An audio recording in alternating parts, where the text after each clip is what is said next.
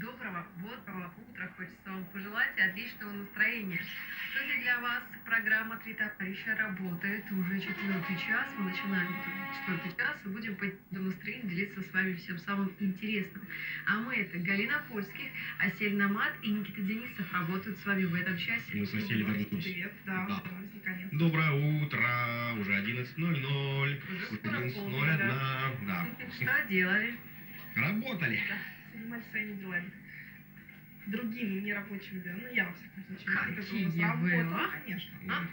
Вот Асель бездельничала. Я не бездельничаю. Зашла, ты замерзла, там сидела, от Ну, безделья прохладненько, замерзла. да. Что, отопления нет, что ли? В общем, Ну, у нас, видимо, нет. Либо я его не почувствовала. Хорошо, а в квартирах есть все, у вас нормально? Да, все хорошо. Все, чеки-пуки? настолько Отлично. отопление, что ночью аж жарко. Просыпаешься от того, что очень жарко.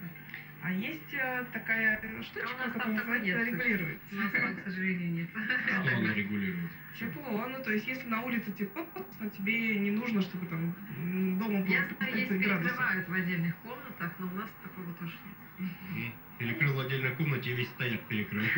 Есть такие индивиды.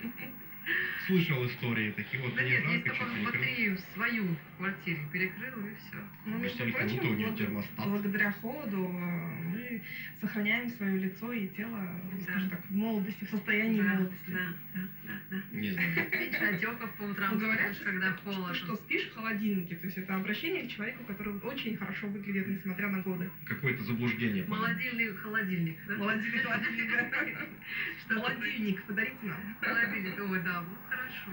Но сегодня мы будем не о молодости и холодильниках, конечно, разговаривать. Сегодня Всемирный день почты. Мы расскажем вам о почте, которая появилась вообще самые первые, как доставляли письма, о первых письмах. В общем, сегодня все самое интересное вам расскажем. Вы можете вспомнить, когда в последний раз вы